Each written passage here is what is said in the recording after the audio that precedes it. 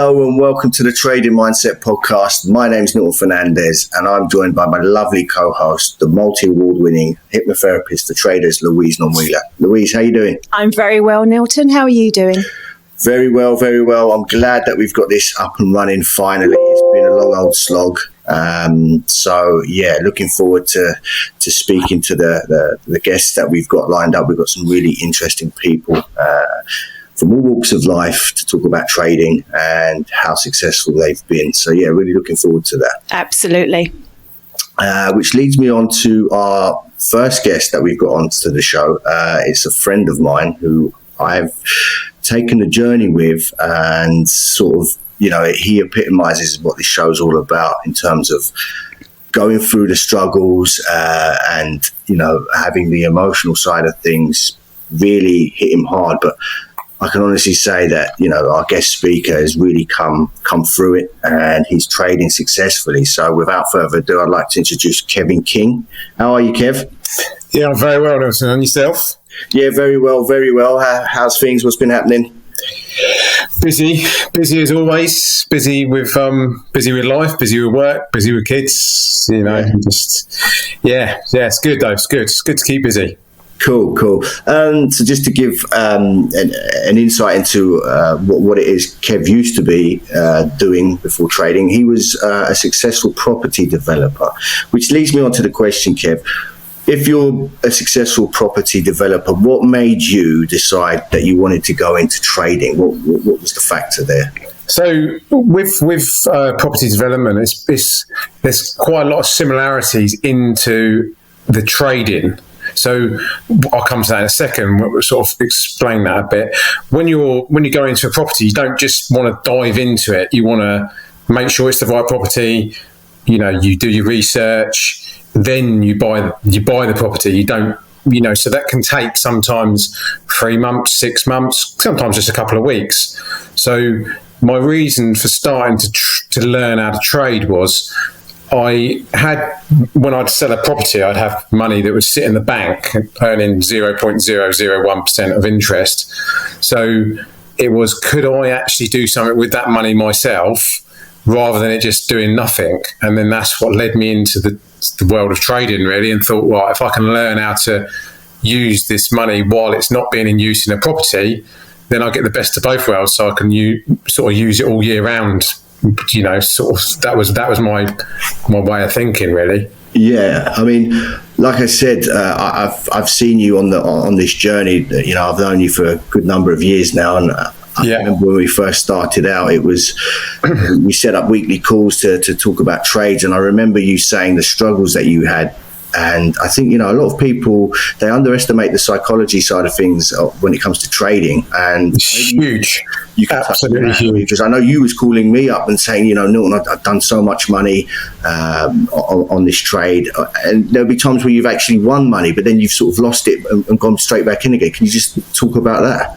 Yeah, I mean, when you go we obviously started, as you say, this journey together, and with what I think is a very good academy, and I think you have to really invest in your training. You have to dedicate a lot of time.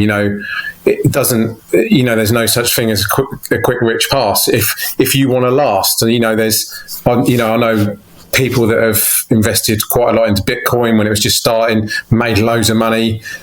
Cool, okay, that's fine. But going forwards, are you going to be able to do that for the next 10, 20 years, just find that one-off thing? Or are you going to be able to learn a skill that will then stay with you for the rest of your life that you can use almost day in, day out to make a career of, rather than just the dip in, dip out type trading,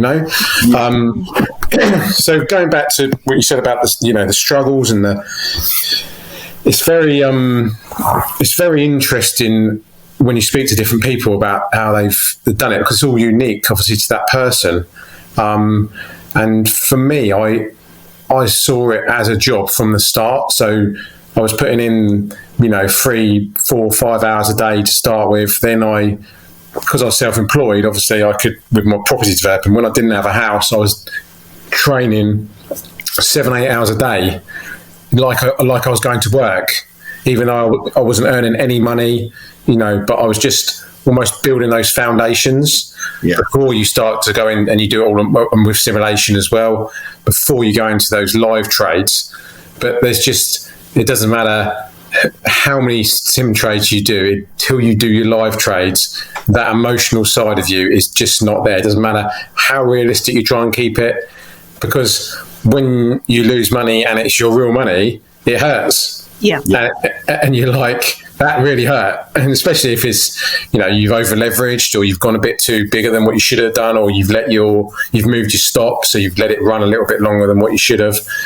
All those things that they say to you when, you do if people do go down the path of getting a academy to learn with, they'll tell you all these things, and you'll be like, I'm not going to do one. I'm not one of them. I'm not going to move my stops. I'm always going to follow my rules. But when you've got that emotion sitting on the line, you just do it. Your subconscious just kicks in, and you'll do it.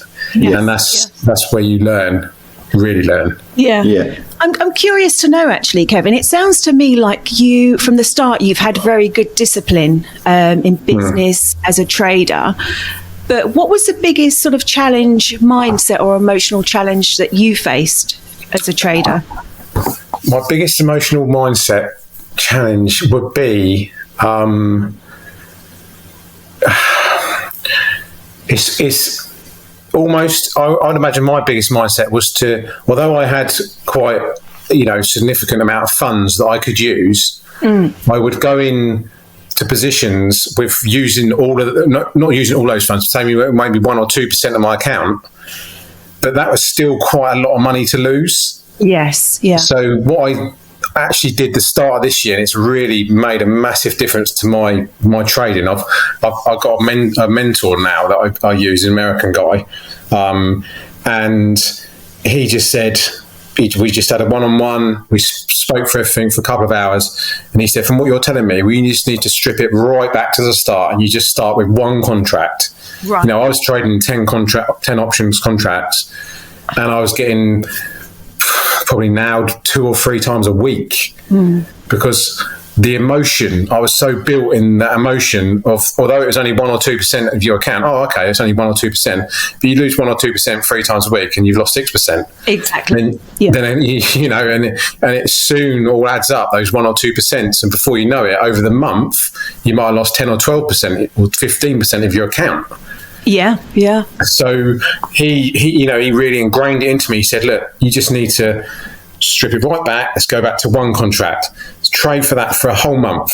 Once you're comfortable on that, step it up to 2. Right, you've got your 2. Okay, you feel comfortable. Now go to 4. Mm-hmm. And I just did that. And then I've slowly, through this whole year, I've actually last month built up to my correct size of 20 contracts. That was my first month, last month. Fantastic. Through this whole year. Yeah. So, I think it's really important for traders if they can have like a mentor or somebody there to guide them and support them, and just kind of almost look in from the outside in, just to sort of help you along the way, help you with any changes. But it sounds to me like working with this mentor has really helped you, strip it back. Hugely. And he's an older guy. He's been trading for, 25 plus years. Luckily, I managed to, he would work for the academy as well, but then he left, and then he went on his own, and he sent emails to everyone who used to be regular on his class and just said, look, I'm set up on my own. It wasn't really expensive compared to a lot of places, because a lot of companies and things will take a lot of money. But it was that one-to-one that really made, he says to me, I'm on the phone anytime you want, if you've got a problem. And I've done it. I've literally, I got exercised on Disney, so the Disney stock. So I was the way it sort of worked was, on the Friday it was going to expire. So I'd done like a covered call on that to basically, so it would offset against it. Okay. Yeah. When the trade ends on the Monday, they should settle it up, and then one should cancel out the other. But it didn't. So all of a sudden, my account was down like $85,000. Wow. And I was like, oh dear, what do I do here? So I phoned him, and he was like, right, this is probably the reason why. So I phoned up Tastyworks, which is the platform I use, and they sorted it all out, and I come out about $1,000 up actually for that whole day, which compared to where I started was a big achievement, really, or big relief, should I say? Yeah. Just to touch upon what you said about mentors, I mean, me personally, I think it's quite hard to actually find a mentor who's willing to actually put the time and effort in to someone without having to, having to pay a significant cost. Was it easy to find this mentor, or would you recommend anyone who's starting off in trading to first look for a mentor, an academy, or would you because a lot of people, they go onto YouTube and they think, right, let me learn this strategy that this guy's talking about. Would you definitely want to go down the academy route and find it? I would say 100%. You've got to spend money to make money. In my view of what I've gone through and all the stuff I see in the, you've even got adverts on the radio over in England at the moment, like, oh, we're going to give you $200 or pounds worth of stock if you put £1 in, and away you go. And why let all the institutions do it when you can do it yourself? And you just listen to it and you think, okay, fine, yeah. Why let the institutions do it when you can do it? But you've got to learn how to do it. You've got to go. You don't just say, right, I'm going to be a pilot. Right, let's go out and get a plane. Off I go. You've got to go through or anything. I used to be a mechanic, so I started off as an apprentice. Then I went to a junior technician. Then I went to a senior technician. Then I went to a master technician. It took me 8 years to get there. Yeah. So how do you expect to start trading, open up a trading account, fund it, away you go, and you're just going to be earning, your salary every month? It just doesn't happen. I don't think. And not does it not only not happen. What goes back to the other point was, it doesn't happen for your long term. If you want to, as I say, you want to do this for the rest of your life, you've got to build those foundations. And to do that, you've got to go through all the emotional side of it, all the losses, all the highs, all the lows. Try, and then you find a balance where it doesn't matter how much you make in a day, how much you lose in a day, you still are the same.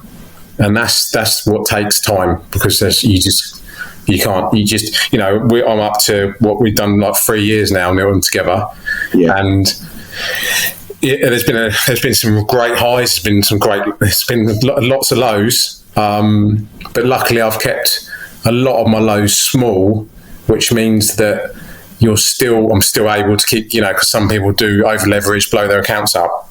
Yeah, just having good risk management, though. They forget that that should be the number one. The number one is risk management, exactly. Yeah, risk management. So. And when we had Don Dawson for our futures, and I remember him always saying, after the first year of trading, if you're breaking even, you've got the potential to make a trader, because you're not gone too big, you've not lost too much. So you're actually just ticking over and learning and getting a hold of your emotions and everything that is involved. Yeah. So if you're around break even, you're doing really well, which to a trader, to a class of people, or to someone just going into it, saying, now listening to this, would be like, yeah, but what? So I'm going to do a whole year's worth of work and get nothing. You'd be like, no thanks. Yeah. I think trading really does make people more self-aware. It can bring up emotions that some people didn't even know existed. It takes a lot of commitment, determination, and consistency to get there. Yeah. To become successful long term. But it can definitely test every emotion, trading. Oh, unbelievably. And what you just hit on there, the consistency, the discipline, the focus, and just once you've basically got something that works with you as well. If so I'm still working now at the moment, so I've just trading in the evenings, so I just do a couple of nights a week now, which works. It works well with my family life, my work life, because I can just do those couple of hours.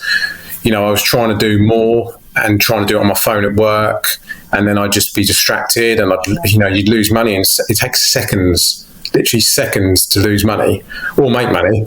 But 9 times out of 10, if you're trying to do it on your phone and you're not concentrating, you're not giving it your full focus, bang, and whatever you were trying to do is gone, and then that's it. It's too late. You've missed it. That's right. That's right. Yeah. So yeah, those, and once you've got that sort of proven process, another thing that always sticks in my head, Gabe Velasquez was another one of the trainers that I, sort of hit a good chord with, and he always says, you need 6 months sample size of trades, week in, week out, of doing the same thing before you know if it works or it doesn't work, or it needs a little bit of a tweak to make it slightly better. So you need almost 100 trades just to know if it's actually working before you can even then go, okay, well, this is good. And you just think, then you up your samples, you up your position size. Moving on to your trading. Yeah. I remember when we first started out, we're newbies, we're excited, and we're trading constantly. How do you feel now your trading style has become compared to what it was? Because I know we were trading like every day, and for me, that fries my brain. Yeah, I couldn't think of anything worse. So maybe you can tell the audience like what it is you do now, how often. Yeah, so like you say, when we first started out, my goal was always, like, bearing in mind the background of why I started, was like, okay, well, I could have 3 or 6 months in a year in between a property where I'd like, right, I'm going to trade every day. So it was like, right, let's get futures, because futures is more geared towards, in, out in a day. You do have some things that turn into longer term trades, like a swing trade over a couple of days, but it's more geared towards day trading, in, out, hopefully make some money, and that's it, you're done for the day.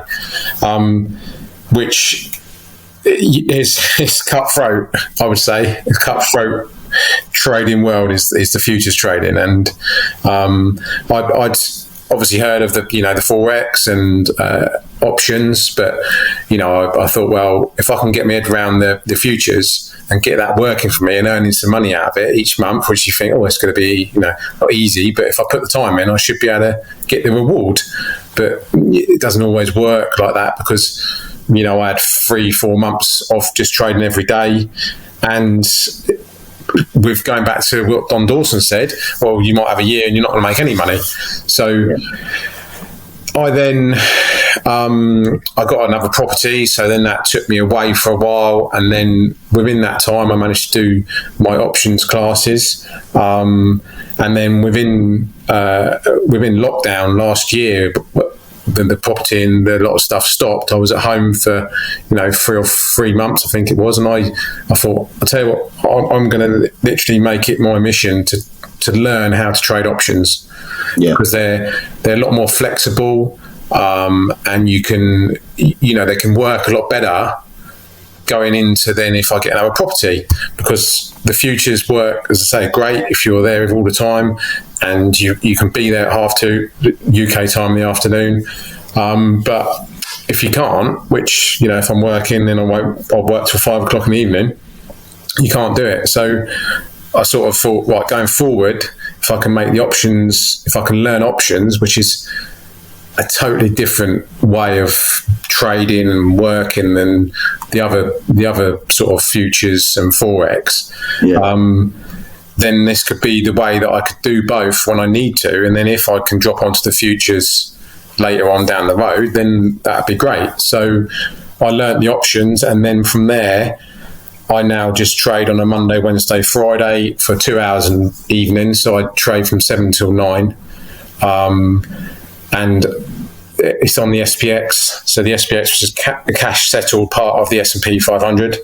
So I know that whatever I do on that evening, on the Monday night, by 9 o'clock when the market closes, that's it. And then I don't have to worry or think about anything until the Wednesday evening at 7 o'clock. And that way it's really simple, because once it's shut, and I've not got to think about it. If I've made money, fantastic. If I've lost money, okay. As long as I've followed my rules, and this then leads on to another point, I suppose. You've got to have a clear set of rules, and you just follow the rules. It almost gets boring it's weird to say it, but once you've learned how to do something, you become like a robot. So if you see something that meets every single one of your rules, you enter the trade. If that trade then goes against you by an amount, whatever your amount is, you exit that trade. And if the trade works out and it closes at 9 o'clock, you collect whatever money you've got as a premium. And that's it. But it's easy to say that now because I've just done the whole of this year, so the last 10 months, building up to my position size, where now I'm at a point where I can cover all my bills with the monthly income of those 3 nights a week. But it's not boring, and it's very hard to start with because you just feel like you're treading water, and you take out all your emotions and you think, the market's against me and everything's out to get me, and you literally I've done it, and you can lose money, come out of a trade and you think, this market, everything I do goes wrong, and that comes down to that whole mindset, which Louise is touches on a lot. It's I'm not a big reader of books, so I've listened to Trading the Zone by Mark Douglas. Oh yeah, I've heard that. And that one is a real great listen if you want to listen, or if you're a reader, read. Yeah.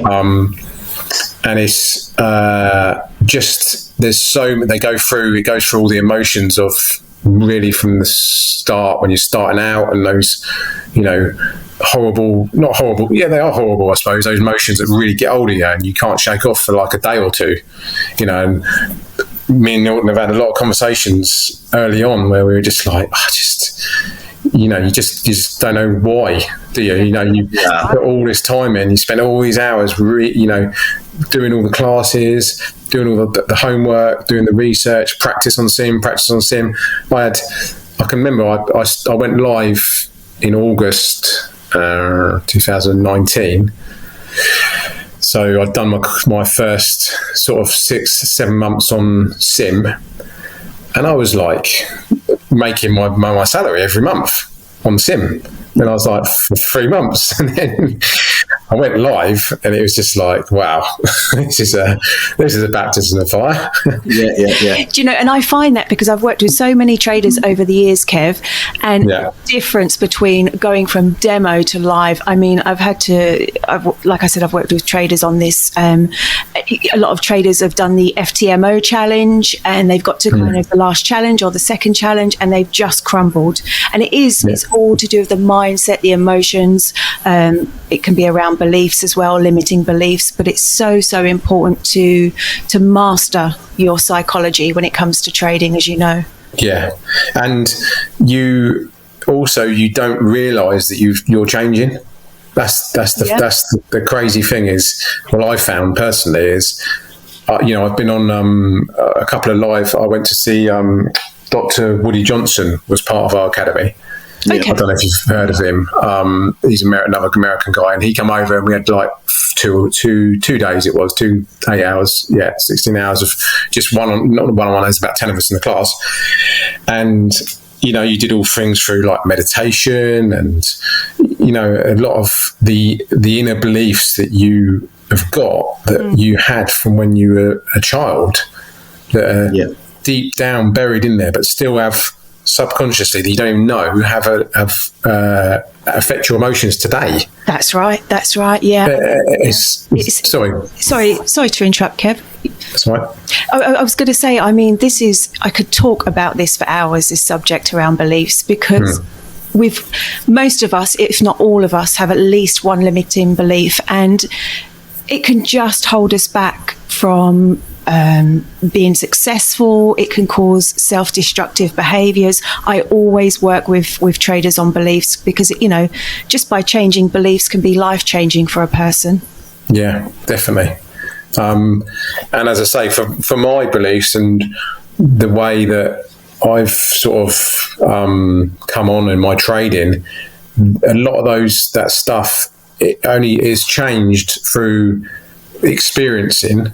Yeah. Because when you experience some big losses or some big drawdowns in your account, and your mindset, it changes without you knowing. Yeah. And then you start molding, you're almost getting down into that psyche in there, and you're actually changing the way that you think, which you have to do, because we've all grown up with winning mentality. We want to be the best.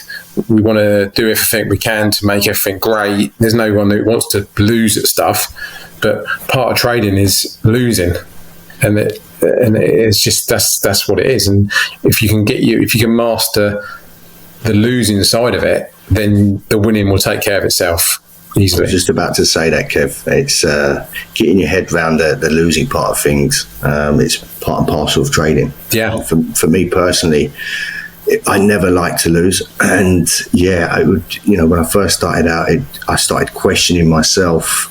I'd follow all the rules, and the trade didn't work out, and then I'd be like, well, why is that? It's just part and parcel of it. And now, for me personally, if I lose a trade, I just move on to the next, or I just leave it for the day, and then I just carry on with something else. Which before, I'd probably go in and then try and get that money back, and then it's just a vicious cycle after that, and that's where I lost my money. And I remember, I don't know who it was, I think it was one of the traders anyway. He said, he had his worst day he'd ever had, lost a lot of money, but he'd followed every single rule that he had. So after the market closed, he got up, shut his computer down, and went and bought a nice slap-up meal with a glass of wine. And we were like, what? He was like, because I followed all my rules. The market is the market, and it will do what it does. And if it goes against you, but you're following your rules, then you can walk away knowing that you've done your job. That's right. Yeah.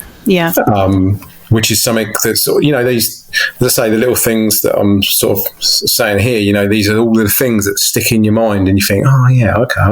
But when you try and do that to start with, there's no way, because you have a couple of losing trades, and you're like, oh God, and doom and gloom, but slowly over time, and if you've also built yourself up to your position size correctly, and you've trained correctly, and you're in a place, mentally and physically where you feel good, and then you've got your rules that are ready, and then the trade's set and you're ready, and then you enter that trade, win, lose or draw. If you exit as per your rules, I can shut my computer down and go, tomorrow's another day. Yeah. I think what's important as well, and I've spoken to traders about this before. Sometimes I think with trading, you've got to treat it as a business. So in business, there's always going to be business costs, isn't there? And in trading, there's always going to be losses. And if you can have kind of the same mindset, well, it's kind of like a loss is a business cost sort of thing, get on that same level, then it's almost like it can help you sort of have that acceptance, knowing that the bigger outcome, the longer term outcome, you're going to be in profit if you keep consistent. That's exactly it. And again, that comes down to how, those first couple of probably, to probably the last 6 months. So what's that, 2.5 years? And I've done a lot of trading, and I've spent hours and hours, of researching and studying and learning. It's still very hard until you get to a point, a sort of a turning point. It's very hard emotionally to take your losses and your stops without getting emotional about them. It does take a couple of years, I'd say a good 2 years, before you actually get used to losing. And then, as I say, hopefully, people that think about trading, they've kept them real small. So although you're getting those losses, you're not really damaging yourself too much financially. Yeah, it's just the emotional side. So then when you got a hold of the emotional side, then the losses don't really affect you like they used to, because it's just, as you said, Louise, just part of doing business.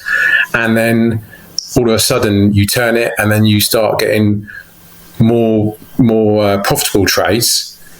And then once you've got more profitable trades with a good sample size, then you think, okay, well, if I'm trading 2 contracts, I can go up to 4 contracts, and then I'm making double what I did before. And you just do exactly the same thing that you're doing. You don't do anything different. Yeah. And then that goes on to my mentor. He uses like a risk to reward type thing. So sorry, not a risk to reward, a rate of return on your money. So, rather than saying, I don't know, I've made, say $1,000, is say you've made, 4 or 5 to 1 of what you invested. I see. Yeah. Good. So then you sort of disconnect from the money side. The money doesn't matter then. It's just how much, your rate of return. So I've invested, X amount, and I've made 10% tonight. Oh, wow. That's, rather than the money side of it. Then if you make 10%, and where do you make 10% in, a couple of hours on your money? Yeah. That's another way of also getting over not getting too ahead of yourself, but getting too caught up in how much money I'm making, or how much money am I going to make, how much money am I going to make. Just sort of sideline it. It's very hard as well. Sideline it a little bit and just think, right, how much am I actually returning percentage-wise? And then how much over the month. So what have I returned over the month percentage-wise on how much I've invested? And that's another way of keeping that emotional side, because you get the real highs emotion as well. When you've had a load of winning trades, and you're like, yes, I've cracked it, and then all of a sudden you get those couple that you haven't cracked it anymore, and then you start getting the doubt. And then if you keep it as I say, a sort of a rate of return, it doesn't hurt as much, I suppose, really. It's almost like you sort of detach from the fact that it's money. Like a lot of traders, they like to work in pips, tick, percentage, ratio. So it seems to work better for traders instead of talking about £10 a pip or £50 a pip or tick. It's I think that's a really good way to do it. It has worked. As I say, it's just worked in line with all those other things. It's just another little piece of the puzzle that goes in just to, change your way that you will be thinking when you first start to where you are now. And as I say, apart from, speaking to you guys today, I don't really speak to a lot of people about it because no one really, one, understands it, or two, they go, if you say to someone, oh, what do you do?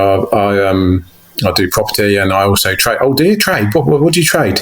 Oh, and it's like all of a sudden their eyes light up as though, oh, you must be making loads of money. Oh, I wish. And 9 times out of 10, the people you're talking to go, oh, I really want to get involved in that. And you just, can you tell me everything? And then you just think, yeah, I can tell you stuff. But what, oh yeah, but they're like, oh, I really, really want to do it. Okay.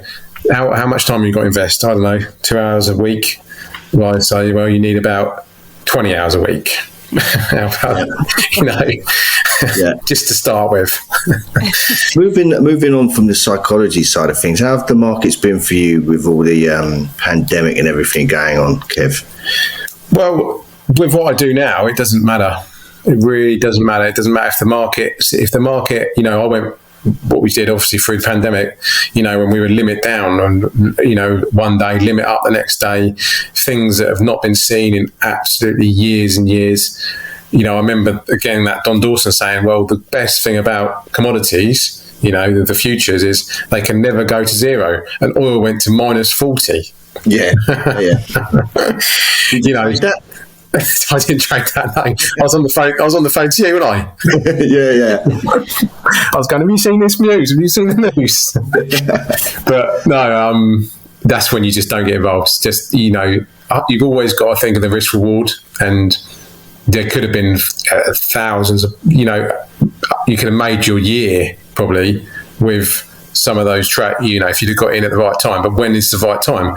Well, if commodities don't go to zero, then when it got down to about $4 a barrel, that would have been a great time, wouldn't it? Well, it wouldn't, because then it went to minus 40. Yeah. And by that time, all of your account would be gone.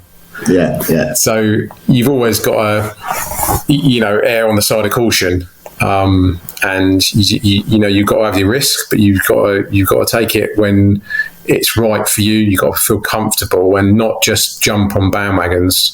You know, don't ever trade off of, oh, you know, my uncle works at this place and he said these stocks are going to go up, and you just don't. You just need to focus on the chart. The chart tells you everything you need to know about what's going to go on. So going back to what you just said, I basically at 2:30 in the afternoon when the market's open, because I can do screenshots of, there's about 4 or 5 different indicators I need to sort of monitor through the day for when I trade in the evening. So I can just do a quick screenshot at 2:30, and I do one every half an hour between 2:30 and when I start at 7. Then I just enter all that detail onto a spreadsheet. So I've got, basically, it tells me what's been going on with the markets through the day. And then from there, I just make my decision based on what I can see of what's been going on that day. So going back to what you said, it doesn't matter if the market drops 100 points, 200, 300. It doesn't, because I'm trading options, which it's hard to explain, but you sort of straddle the price. So if it's the price is at 4,400 trading, I'll go at 4,420 and I'll go at 4,380. Two trades, sell both sides of it, and if that doesn't go above or below those two figures by the close at 9 o'clock, then I'll collect whatever premium I've collected. So it doesn't, as I say, it doesn't matter where it is before I trade. It just matters about where is it. If I get my trades in, I sell above it, I sell below it, and then I collect my premium on both.